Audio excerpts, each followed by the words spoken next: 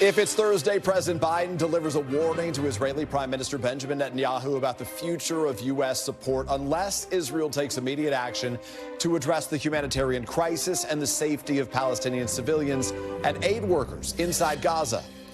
Plus, the latest installment of NBC's Deciders focus group, giving us a revealing look at voters from union households as both Biden and Trump ramp up their pitches to working-class voters who could decide this presidential election.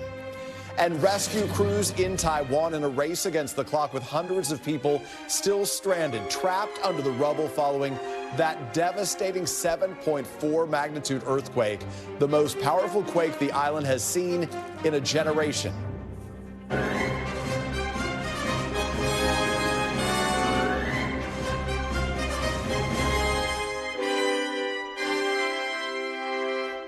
Welcome to Meet the Press Now. I'm Peter Alexander here in Washington, where President Biden is growing increasingly angry and frustrated, aides say, over how Israel is conducting its military operations in Gaza. And he's delivering a new warning today to Prime Minister Benjamin Netanyahu after that fatal strike that killed 7 World Central Kitchen workers. Today, the president and the Israeli prime minister spoke by phone, the first time they have done so since that deadly strike.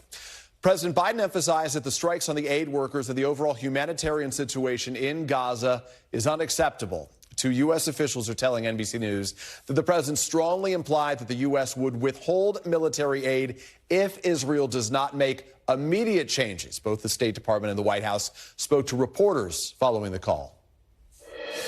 He made clear the need for Israel to announce and to implement a series of specific, concrete, and measurable steps to address civilian harm, humanitarian suffering, and the safety of aid workers. He made clear that U.S. policy with respect to Gaza will be determined by our assessment of Israel's immediate action on these steps. What we want to see are some real changes on the Israeli side. If we don't see changes from their side, there'll have to be changes from our side. Despite important steps that Israel's taken to allow assistance into Gaza, the results on the ground are woefully insufficient and unacceptable. If we don't see the changes that we need to see, there'll be changes in our own policy. That was Secretary Blinken traveling overseas today. The clock is ticking, according to the National Security Council advisor John Kirby, who told reporters that the administration expects to see changes from Israel in the coming hours and days when asked about a time frame. Meanwhile, calls for an independent investigation into the Israeli strike on those aid workers that are certainly growing louder, including from Jose Andres himself, the founder of the World Central Kitchen. So this was not just bad luck situation where, we dropped the bomb in the wrong place or no. That's why we need to have an investigation that is neutral and is above IDF. I believe will be good intentions on anybody, and they will tell the story whatever they want to say. But what I know is that we were targeted deliberately, non-stop, until everybody was dead in this convoy. For its part, Israel says that it is conducting a, quote, thorough and transparent investigation, but it also signaled that that investigation could take weeks. All of this follows a week of escalating frustrations and very tense White House meetings about the war. American officials tell NBC News that Ron Dermer, a top advisor to Prime Minister Netanyahu, began yelling and waving his arms during what was a virtual meeting on Monday with top U.S. officials, as Dermer was pressed about the viability of Israel's proposal to move more than 1 million civilians out of southern Gaza ahead of its planned offensive there. Then in a separate incident, a Palestinian-American doctor who treated patients in Gaza recently tells NBC News that he walked out of a meeting between the president, administration officials, and Muslim American community members on Tuesday to signal to the White House how his community has felt abandoned by this administration. Additionally, according to an attendee in that meeting, President Biden revealed to Muslim community leaders some of the pressure that he is facing personally, including from First Lady Jill Biden, who he says has urged him to end the war, telling her husband, quote, stop it now, Joe. And today, new pressure from the president's allies in Congress as Delaware Senator Chris Coons, a Biden campaign co-chair, is now saying for the first time that he would support putting conditions on military aid to Israel. I think we're at that point. I think we're at the point where President Biden has said, and I have said, and others have said, if Benjamin Netanyahu, prime minister, were to order the IDF into Rafah at scale, they were to drop 1,000-pound bombs and send in a battalion to go after Hamas and make no provision for civilians or for humanitarian aid, that I would vote to condition aid to Israel. I've never said that before. I've never been here before. Joining me now is my colleague, Monica Alba. She is outside the White House. Now, Monica, the White House, as you and I saw, says that Israel needs to change its policy. So what specific actions and really what time frame are they demanding right now? Well, Peter, this is sort of a conditioning of the conditioning. This is the U.S. laying out what it wants to see from Israel in the coming hours and days, and then effectively telling them if Israel doesn't step up its protection of aid workers in Gaza, if it doesn't allow for more humanitarian aid to go into the Gaza Strip, specifically from places like Jordan, or perhaps to open up more border crossings, if those things don't happen in a concrete fashion, the U.S. is effectively saying we will consider conditioning that military aid that has been so crucial to Israel's bombardment of Gaza. And that is a shift here just in terms of what we've been wondering about for weeks and months, if we would reach a point in this nearly 6-month war where the U.S. would decide there could be a change in policy. There had certainly been some adjustments to rhetoric. Outrage has continued to grow and spike, but it's different when we're now talking about this actual U.S. policy that could shift. And we are really talking about this, Peter, in the near term. They're saying they want to see this in the immediate. And so I think this is something that the U.S. doesn't want to preview an exact timeline, but they are being more clear, more blunt than they have been in the past, that if they don't see a specific change from Israel on the humanitarian aid front, that is something that could be conditioned. And we are told by U.S. officials who were briefed on this call between the president and prime minister that the message that was conveyed very directly was all about this potential for a change in military aid. Peter. Monica, we haven't heard from President Biden publicly on this. He's released some statements. We have heard from aides privately telling us that the president is angry, he's frustrated, he's outraged right now. I guess among the questions is, will we hear from the public explaining the situation to the American people? There's new polling from NBC News that shows just how upset so many Americans, specifically young Americans, are with this situation. But I want to ask you specifically about what it is that is driving the White House, the president's frustration, that anger. What are our sources telling us is really fueling all of this? And it's one thing to have this private anger and to have officials talking about behind the scenes, everybody is universally frustrated about this, but it's another to really translate that again into some action and into a shift. But what we understand behind the scenes, the reason and what is really fueling this is that the president has for months taken this approach of the way to try to influence Israel, perhaps to do what the U.S. wants, is to keep Israel close, to embrace Prime Minister Netanyahu, to really be sure that that consistent, steadfast support does not change, isn't altered. That has been something the president has even said to some of his top aides, that he feels proud of taking that position and that approach when he felt like his once running mate and his predecessor on the Democratic side, former President Obama, had taken different steps when it comes to Prime Minister Netanyahu and Israel. So this is really something where the president is the one who feels very driven by this approach, something he thinks he has enough foreign policy chops on, but that now clearly isn't working. And so there is this internal realization of that. And then you have these incidents in the last week or two with the aid workers that just really crystallizes the need to potentially change that. Yeah, Monica Alba, appreciate all your expert reporting today. Thank you so much. And for more on this situation on the ground in Israel, NBC News international correspondent Raf Sanchez just filed this report for us from Tel Aviv. Israel's military says it is investigating the killing of those 7 aid workers, but now World Central Kitchen says that's not enough. They want to see an independent investigation conducted by a third party. They are calling on Israel to preserve evidence, and they say there are a lot of unanswered questions. The top of the list: how is it that Israeli forces opened fire on that aid convoy with, remember, multiple airstrikes when those vehicles were clearly marked with the logo of the World Central Kitchen, and when the aid group had coordinated their movements with the Israeli military ahead of time? Now, I had the opportunity earlier to speak to the parents of Jacob Flickinger. He was a 33-year-old U.S.-Canadian citizen. He was a volunteer with World Central Kitchen. He was among the 7 dead. His parents telling me they also don't have confidence in this Israeli probe. They want to hear an apology from the Israeli government. They want to hear a whole lot more than that. And they are also saying that they are just 2 people who are suffering right now the searing grief that comes with the loss of their only son. But they point out that there are thousands and thousands and thousands of families who have lost somebody in Gaza. They are calling for a ceasefire. They want their son's work to continue to feed those people on the brink of famine right now. Now, a couple of hours before that Israeli airstrike in Gaza that killed those aid workers, there was an explosion at the Iranian embassy in Syria. Iran saying it was an Israeli attack, that it killed a number of senior officers with the Revolutionary Guard. And over the last day, Iranian leaders have been vowing revenge. Israel tonight is on high alert.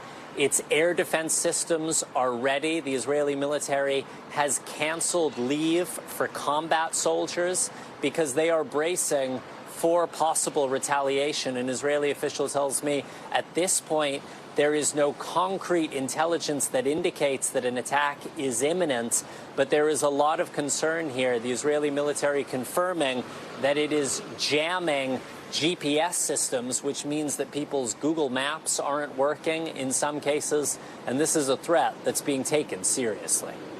Raph Sanchez, thank you for that reporting. And joining me now is Ambassador Dennis Ross, former special assistant to President Obama for the Mideast region and an NBC News foreign affairs analyst. Ambassador Ross, I appreciate your being here on this day. U.S. officials are telling NBC News that President Biden's message to the prime minister, to Netanyahu, included a warning that the U.S.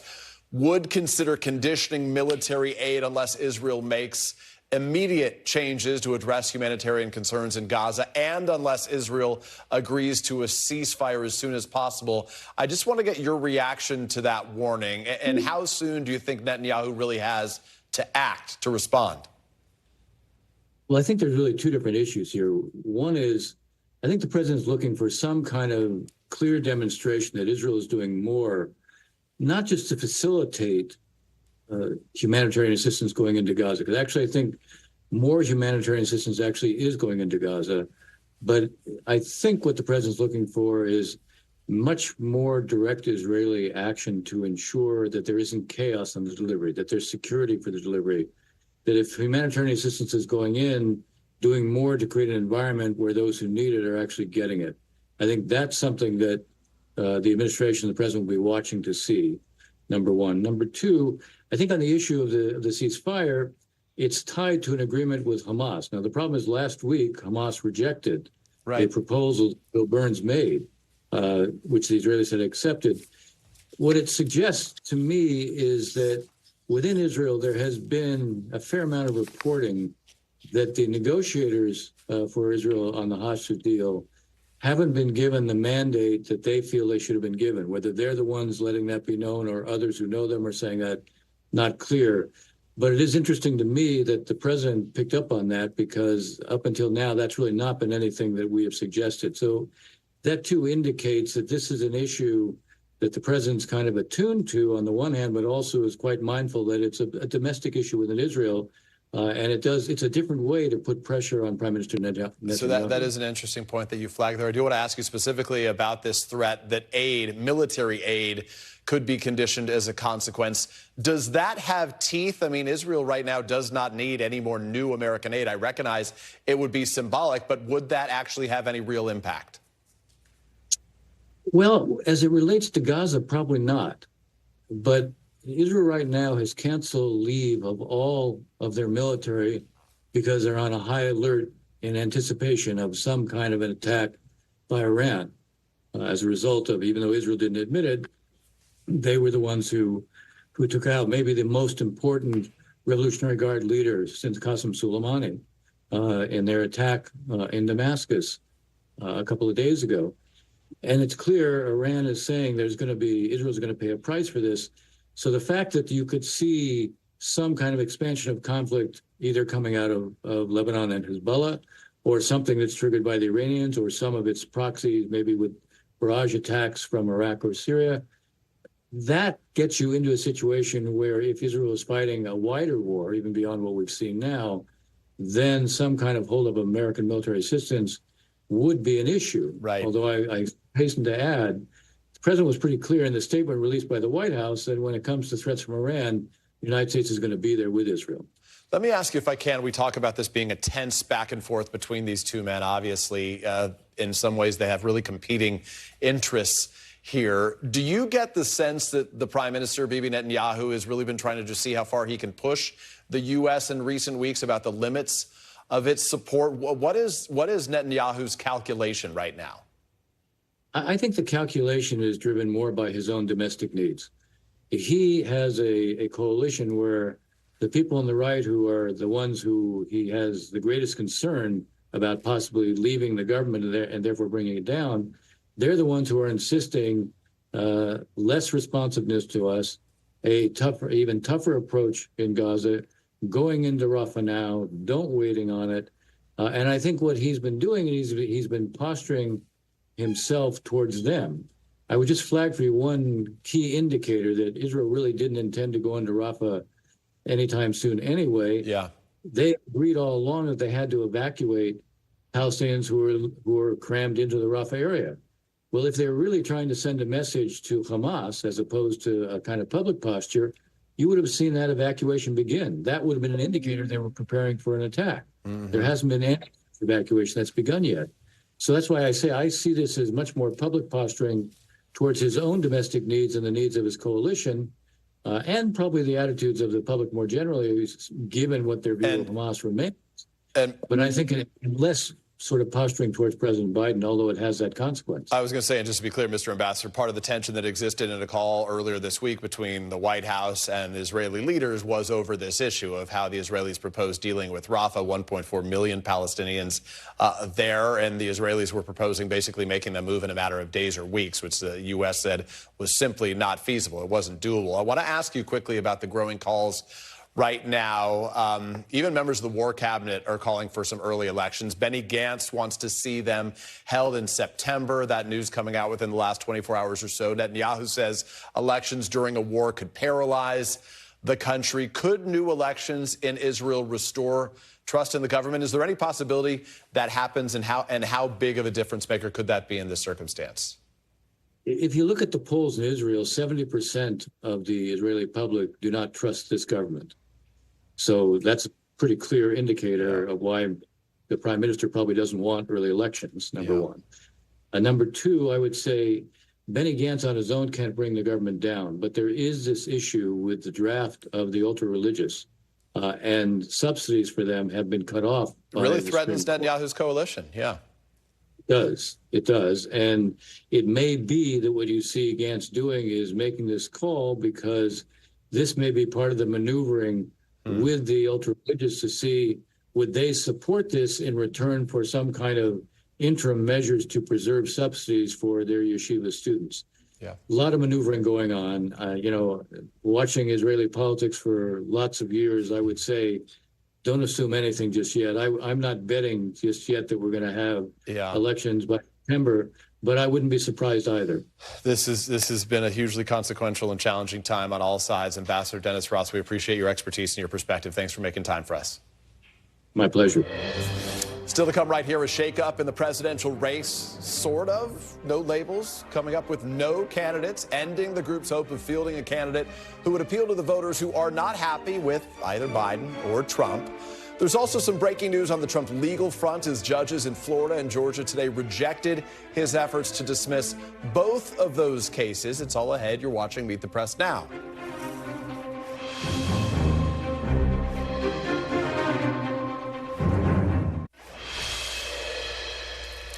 Welcome back. As we noted, we are watching some breaking news right now out of the former president's criminal case tied to his mishandling of classified documents at his Mar-a-Lago property. The federal judge presiding over his case there in Florida has denied his motion to dismiss the charges, effectively rejecting his argument that the documents were personal under the Presidential Records Act. The judge here is Eileen Cannon, a Trump appointee who has raised eyebrows with some Trump-friendly rulings in this case to this point. She said that the charges that he wanted dismissed make no reference to the Presidential Records Act.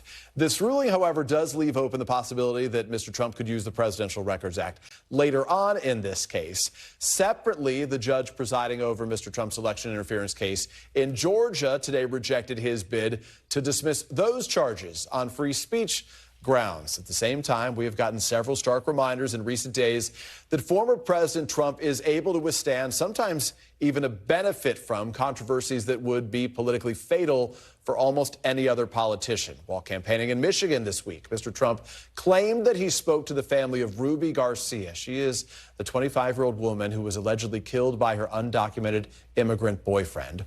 Her family told NBC News affiliate in Michigan that is simply not true. Garcia's sister said, quote, he did not speak with any of us. So it's kind of shocking seeing that he had said he had spoken with us, misinforming people on live TV. The Trump campaign, for its part, has declined to comment. Here's another example. The former president has repeatedly defended people who are in pretrial detention for their actions during the January 6th attack. He calls them hostages. He said they're patriots. But an investigation by my NBC News colleague Ryan Riley found that many of those currently being held are accused of assaulting law enforcement at the Capitol. And the number of people being held is dramatically less than Mr. Trump makes it seem. Right now, 15 January 6 defendants are in what they call pretrial detention at the order of federal judges. That is out of more than 1,300 charged in connection to the attack. Those reporters are joining us now on set. NBC's Garrett Hake, he covers the Trump campaign for us, as you surely know by now. NBC News Justice reporter Ryan Riley, he wrote that January 6th story as well. Garrett, let's start with you. We'll start with the Ruby Garcia example here. You just imagine if anybody, the president who I cover on a day-to-day basis, said that they had spoken to somebody and sort of shared that personal account without having ever reached out to that individual, what the sort of pushback, the backlash would be. But for this president, who in effect has found himself to be Teflon too often on these things, he's just trying to drive right through it. What is the reaction that you're hearing? What are they saying? Well, the campaign is now getting very quiet on this issue. As you pointed out, they had no specific comment when we asked them about, why the former president had said he'd had this meeting, when he had a source within the campaign who didn't want to be on the record, basically said, look, we don't talk about these meetings unless the family wants us to talk about them. In this case, the family was pretty clear this meeting didn't even happen. So I think there's a couple things going on here. First, Donald Trump has gotten very comfortable in the space of using these personal tragedies for his political benefit, as he did with Laken Riley's family in Georgia. There you had something of a split. He did meet with some family members. Some afterwards described themselves as uncomfortable with it. What I think we're also seeing here is something, Peter, that you'll probably remember from the White House days, in which Donald Trump tends to kind of fabricate conversations in a general sense, the sir conversation. So I was just talking to someone who very powerfully said to me, sir, you got to do this, right? He blows through specific details of things that actually happen, quite often in the service of a narrative that he wants to put out. Here he got caught doing so. And we'll see how long the sort of tail is for him on this one. And the bottom line here is this is all about his effort to focus on migrant crime, trying to blame Joe Biden. That's right. Whereas the Biden campaign is so heavily focused on the issue of reproductive rights. That's sort of the big backdrop to all of this. Ryan, let me ask you, I want to talk about your story here. Trump praises these defendants as unbelievable patriots. I'm making sure I get the language right. He has played the national anthem as sung by some of those patriots as he described it. That's how he's begun some of these rallies in recent weeks. The defendants still awaiting trial. They'll have some pretty heavy charges here. So give us a sense of what they are facing and why the accusation that they are hostages is so wrong. Yeah, I mean, so people convicted of a crime obviously aren't hostages. That's sort of ridiculous. We have a judicial system where these people go through, they have their case heard either before a judge or heard before a jury of 12 people of their peers who get together, review the evidence. And I should point out that even here in D.C., where there's been these claims that, juries in D.C. can't handle these cases, clearly they have acquitted January 6 defendants, even up to the Oath Keepers, of certain charges. So they're looking at the actual evidence, they're applying the evidence and the facts and figuring out what the right determination is from here. And that has to be be a unanimous decision from those juries here. But what I really focused on here was pretrial detainees, and there's really only 15 of them, as you said, of those more than 1,300. Yeah, so it's a very narrow window, and that's really gone down from, there were 60 at some point a couple of years ago. But as these cases have worked their way through the system, as more people have pleaded guilty, as more people have been convicted at trial, it's really only a narrow subset of these defendants who are being held pretrial without being convicted. Included in that group are someone who fired off a gun, allegedly, at the Capitol, 2 gunshots in the air, covered from multiple angles, not really a question about their identity here. There's another individual who actually threw an explosive device inside the tunnel where some of the most violent scenes of the day took place, where all these officers were packed in. Some of the officers talked about how they temporarily lost their hearing. Some had ringing in their ears for days, even lost their hearing for a few hours afterwards. And then there's another individual, Edward Kelly. He's actually the 4th individual who goes inside the Capitol. And he's someone who, busts open that door. Even after that evidence, he was allowed free. Several months later, he was rearrested. Why? Because the FBI says he was plotting with a friend of his to kill the FBI agents who were investigating him. His friend in that case has already pleaded guilty, admitted that they conspired together. Edward Kelly himself was talking about potentially a plea deal. Now it seems like that case also might go to trial, separate and apart from the underlying crime of January 6th. Well, by the way, if you're listening to us, this is a lot to keep track of. Ryan wrote all about this. It's at NBCnews.com under Ryan Riley. It's easy to find. I want to tell you on this topic, I reached out to one of the families of the Israeli-American hostages being held right now in Gaza and asked them for their reaction when former president speaks about this. And they were sharply critical about the language when he describes these individuals as hostages. They said, among other things, they said basically that this is just outrageous, that this wasn't true. And they said it's excruciatingly painful. It's not the same as being kidnapped, dragged across the border and taken into a tunnel beneath Gaza where you're held for months in the dark. It's not just inaccurate and painful. It is cruel right now. So does the Trump campaign have anything? Does the president have anything to say to sort of defend his argument? They really try to avoid specifics. And I think that's something that we can really try to do as reporters, or something I'm going to try to do on the Hill here, because no one ever wants to touch these individual cases. They like talking about this as though there's a bunch of grannies held, next to career criminals in some supermax somewhere. And that's just not the reality of the situation. Individuals, the sentences that have been handed out to individuals, I think, are probably what a lot of Americans would probably agree was about the right sentence for these individuals when they're ultimately sentenced. And the people who individually have been held behind bars are there because a judge individually decided on their case that they need to be held because they are either a threat to the public or there's a worry that they're going to flee. Several of these individuals fled already. 3 of them were at a compound in Florida. Another National Guardsman in New Jersey went on the FBI put on a manhunt for 48 hours because he fled when they showed up. Yeah, I don't even know how you keep up with all these different names. It was a heck of a read to get through. Garrett, we were reminded of, the John McCain moment during the first go-around with former President Trump, where he attacked him saying he's not a real hero. I like heroes who don't get caught, so to speak. Didn't face any condemnation for that, or he did, but it certainly didn't stick in that occasion. It just seems like, this is a challenge to all of us who do this, right, in the way that we frame this stuff, but also when he's speaking to his base here. The challenge is, can he get that to a wider audience? Can he grow this sort of campaign of frustration and angst and aggrievement to a wider audience? Yeah, look, I'm not convinced he's going to try. I mean, there's nothing in the way that Donald Trump has run his campaign that suggests to me that they are throwing their arms open to bring more people in. I mean, I think that's when you would see a traditional pivot, right, that you're used to seeing after a primary, where all of a sudden you change your tone, you change your tactics a little bit, you try to invite folks from the broader middle into your campaign. That's not what Donald Trump is doing. I don't expect to see him change. I think what you're going to continue to see is the same kind of dark and divisive rhetoric that he has used that does motivate his core base, and to just keep hammering away at President Biden. This is, I think, in the Trump campaign's mind, more of a race to the bottom than it is to somehow suddenly drop all this and invite people back in who've been tuned out because of this grossness. We basically know Donald Trump has a ceiling. The question is, can Joe Biden reach that ceiling and go beyond it? Right. That is a lot of what we're going to be covering for the course of the next many months. I know we'll have this conversation again. Ryan, Garrett, nice to see both of you in person. Thank you. Up next, Democrats are becoming increasingly alarmed at Robert Fitzgerald Kennedy Jr.'s strength in the polls. And we've got new NBC News reporting on Democrats mobilizing what they describe as sort of a major effort to try to thwart his third-party presidential bid. We'll get into that. You're watching Meet the Press now.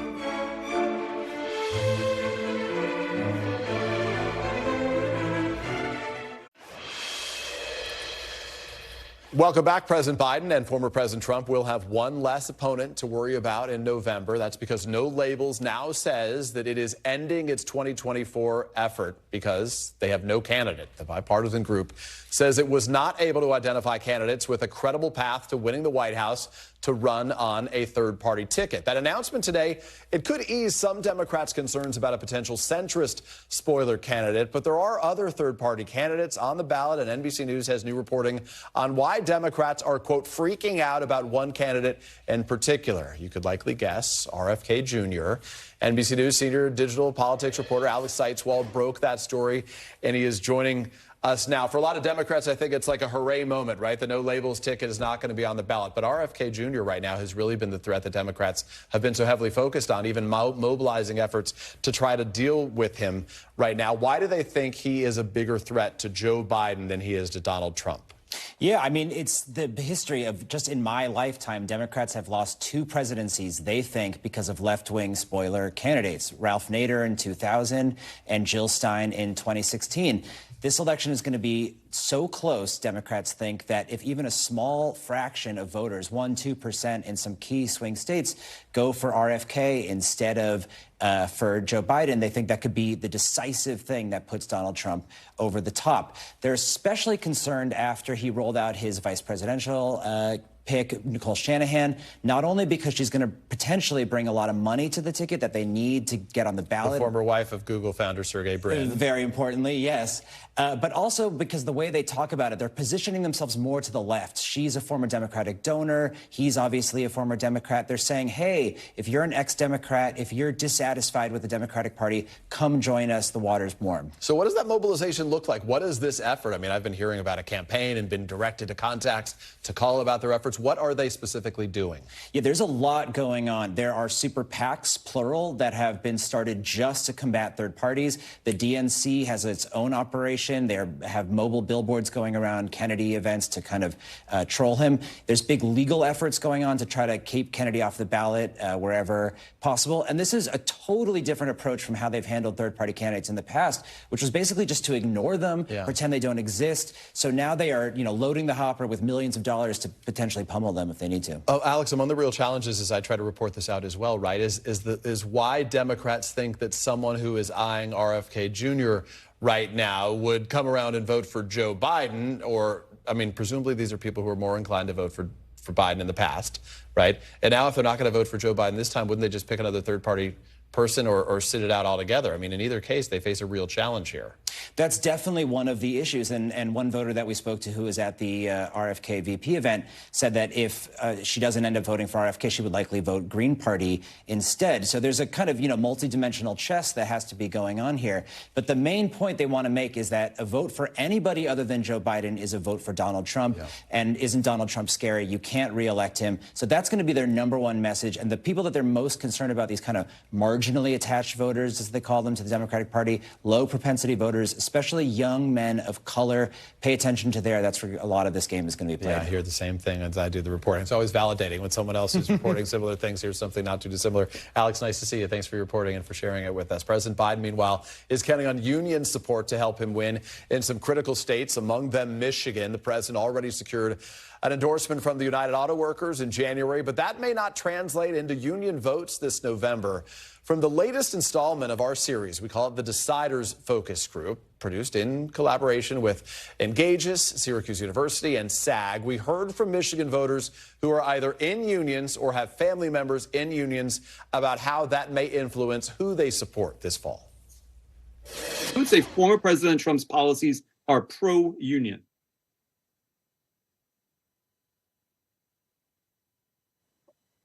None of you. So Deborah, help me with this. He's not pro-union, but you'd support him in the next election. Tell me why. Because I think he's pro-worker. I think he knows how to get jobs out there. This taxing the rich and everything, that's all great, except for the rich are the ones that provide the jobs. If you tax them too much, they're going to go to another country and there will be no jobs. I agree with what Deborah said. I think he's more about the workers as a whole, not just the union. So I would say President Biden's policies are pro-union. 5 of you. Just in the last few years, I've watched our bargaining power become stronger. The right to work laws are starting to get repealed, and our salaries are going up. He's starting to listen to us. I'm starting to feel like our voices are being heard, and that we're not in danger of like losing our jobs or, you know, even having like unions getting dissolved. I just feel like he's publicly made his support of unions known. He's not afraid to support us in the open.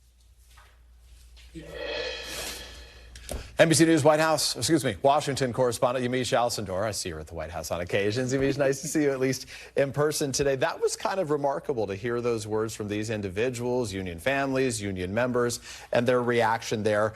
Why did they say that their sort of union connection may not actually play a role in their choice?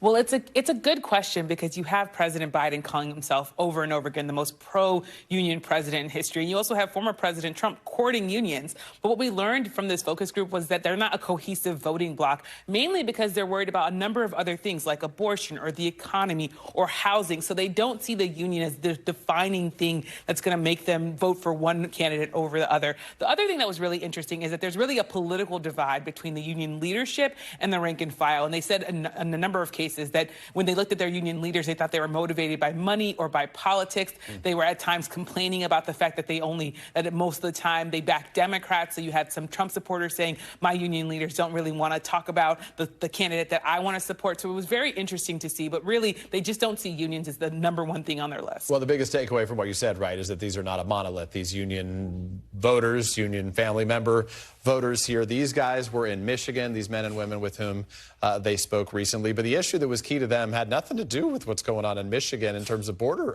union issues. It had to do with the border, a big national issue right now. That's right. When you look at this group, 15 people, 7 of them said they were voting for President Biden, 6 for former President Trump. 2 said that if it was a two-way race, they wouldn't vote. But on the issue of the border, they were cohesive. So people who were literally yelling at each other last night at this focus group, when it came to the border, they all got together. So take a listen to what they said. Who's concerned about the situation at America's southern border? Show of fingers. Who's concerned about the situation at America's southern border? 6 of you. Colleen, what concerns you? We need to think about us first.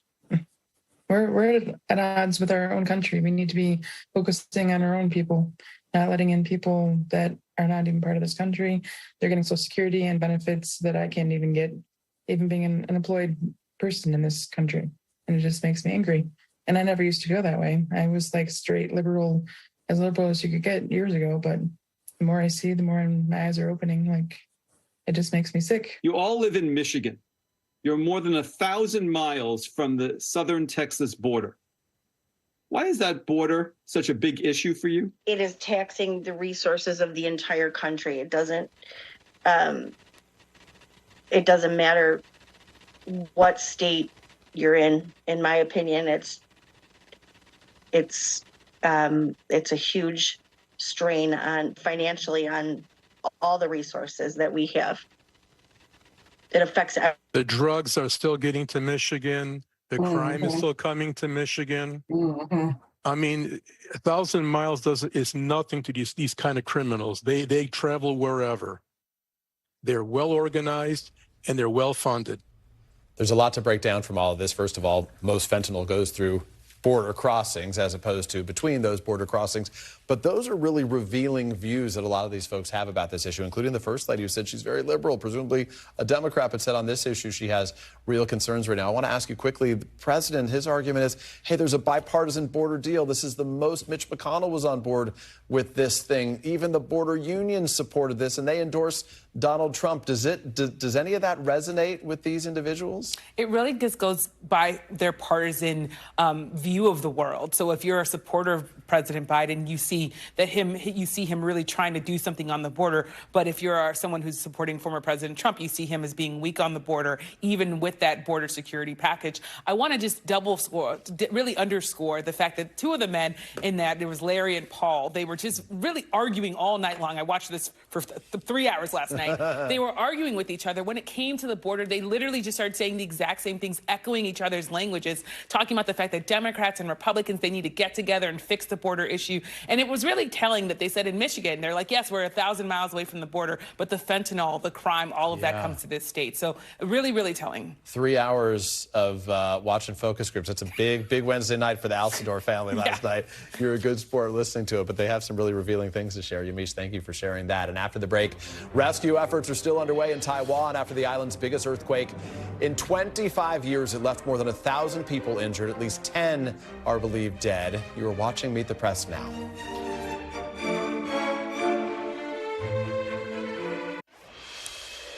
Welcome back. We are still monitoring the developments in Taiwan, where rescue teams are working to find hundreds of people still trapped after Wednesday's powerful 7.4 magnitude earthquake. NBC News correspondent Janice Mackey-Freyer is on the ground inside Taiwan.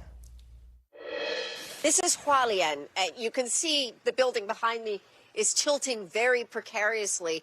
That's the force with which the earthquake struck here. And this was the hardest hit area. We're about 11 miles from the epicenter, and the numbers continue to rise. More than 1,000 people have been injured, and hundreds are said to be trapped. Emergency crews and helicopters were able to reach dozens of mine workers who had been trapped in 2 quarries. The focus for search and rescue efforts is in the mountain areas around here. It's where hundreds of people have been cut off. Landslides are blocking roads. They're caught between the rock falls. People are stuck in tunnels. There are dozens who are at a hotel in a national park. Rescue teams have been able to get food and water to them, some medical care if necessary, but it will be a slow process to try to get those people out to safety. Landslides are blocking most major routes. There's debris and falling rock. A dash cam video today said it all. It showed boulders rolling down the road and crushing cars. The other challenge for rescue teams right now, aftershocks. There have been more than 300 of them since the initial earthquake, and now weather is becoming a factor with rain coming into the forecast. Here in the city, officials are taking a hard look at any buildings that have been significantly damaged. The one behind us will be demolished tomorrow as they continue to clean up and move ahead from this most powerful quake in a quarter century. Janice Mackey-Freyer there in Taiwan for us. Thank you. We're going to be right back with more Meet the Press now. Welcome back. That effort in Nebraska to overhaul how the state doles out its electoral votes seems to have flamed out pretty darn quickly. Nebraska legislators last night blocked this Trump-backed effort to shift the state to a winner-take-all electoral vote system that likely would have benefited the former president. While it is possible that supporters take another stab at trying to advance this proposal, it's unclear whether the proposal has enough support or time to become law. And joining me now to talk about all of it is Idris Kaloun. He is the Washington bureau chief for The Economist. Maria Teresa Kumar, the president and CEO of Voto Latino. She is also an NBC News contributor. And Sarah Chamberlain is with us. She is the president and CEO of the Republican Main Street Partnership. Idris, it's nice to see you in person. We haven't done one of these conversations, so I'm going to start with you here. It looks like it's less likely now than may have been that there's going to be any change in Nebraska. The reason this matters for those who are watching is if you live in the Omaha area, that's a more blue part of the state, and that one vote could be the difference between a 270 to 268 electoral college victory for one of the candidates or 269 to 269 coming up here. What is your reaction to what we saw in Nebraska? It's a big win for Joe Biden. You know, that single vote that he gets from Nebraska 2, probably will get again, is really helpful for him, because if he ties, there's this weird part of the Constitution where the House becomes even more gerrymandered than normal. Every state has a single vote, and the bloc as a whole votes. And basically, if you look at the math, Republicans are going to be the majority of that. So for that weird reason, this Nebraska vote going in this way is good for Joe Biden. It avoids a tie and a tie up for him. Well, and among the other reasons why this got a lot of eyeballs, right, is because there are two states that do this, Nebraska and Maine. Maine would benefit Joe Biden. So Donald Trump has no issue with what's going on in Maine right now. He's not going to win that state in any form. In Nebraska, he has the potential to win an extra electoral seat electoral vote that could matter here, right? That is always pretty striking for anybody trying to get an understanding of what the calculation is. Yeah, Donald Trump is just always in favor of things in his self-interest. It's surprising for a lot of people. This just He's consistent. Yeah, shocking. Breaking news. I will say Nebraska's become famous. I work in a British company, and I've spent time in the UK, and people always pay attention to our politics, and it's always so shocking to have people in London come up to you and ask you about Nebraska too, and how it's going to go. But people actually, it's worldwide now. The world is concerned. Yeah, all of a sudden, well, our politics have become sport for a lot of the world right now, with some real concerns about the way things are going. I want to ask you about this, if I can, for a little bit too, Sarah, to get just your sense of the way things are going on this issue and about Donald Trump broadly, calculation-wise. Here, he's been talking about hostages. We were talking about earlier in this conversation, referring to these January 6th assailants as hostages. Only 15 of them are being held in pretrial detention out of like 1,300, a lot of them because of some pretty serious charges, which is why that's the case. So what does this say about the party, that there isn't any pushback within the Republican Party about this kind of language, that even a member of the hostage family told me today is cruel, it's painful, and it's inaccurate? It is, but it's working for his base. And right now, it's all about Donald Trump's base. Most of the Republican Main Street Partnership members aren't focused on that. So the calculation for him is just to try to get as much of the base as you can, not to grow it anywhere, and try to knock Joe Biden down as low as you can and spread out some of his vote to a third party, I think his strategy is all about turnout and making sure that the Trump base turns out. And I think that's how he thinks he's going to win. I think he has a problem with suburban women, and he can't win them. And so if he can turn out more of the rural people, he can drive up the numbers and hopefully get to victory. I want to ask you about that really quickly. So you look at states like Florida, the White House or the Biden campaign says it may be winnable now. States like Arizona, North Carolina will have reproductive rights initiatives, language on their ballots. How does that change this conversation? I think Florida is a bridge too far. I just do not see Joe Biden really being able to play. But does it Florida. force Donald Trump to spend money there defending? It could. We'll have to wait and see how the polling goes. But North Carolina is a little different. North Carolina has a lot of people from the north that have moved down there.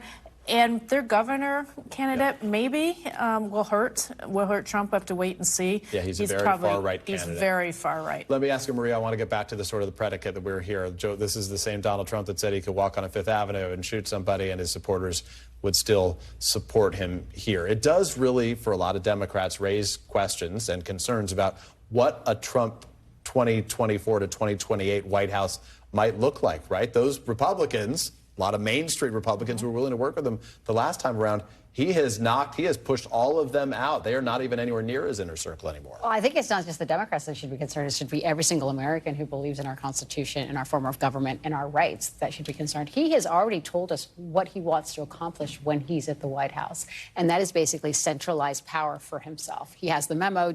Maggie Haberman put out exactly what he wanted to do, the idea that he would like to be a dictator for day one.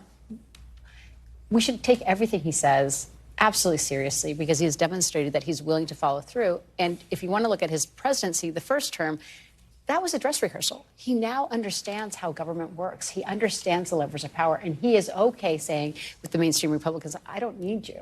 And so there is no way to grow the base, because I think that's been solidified. What the Democrats need to do, though, is they need to figure out how to grow their base. Yeah. All these polls that you see right now in North Carolina and Arizona and Nevada, what they're missing are the tens and hundreds of thousands of young people that have turned 18 since the last election that haven't jumped in. Yeah. How will they jump in? Well, so will they register?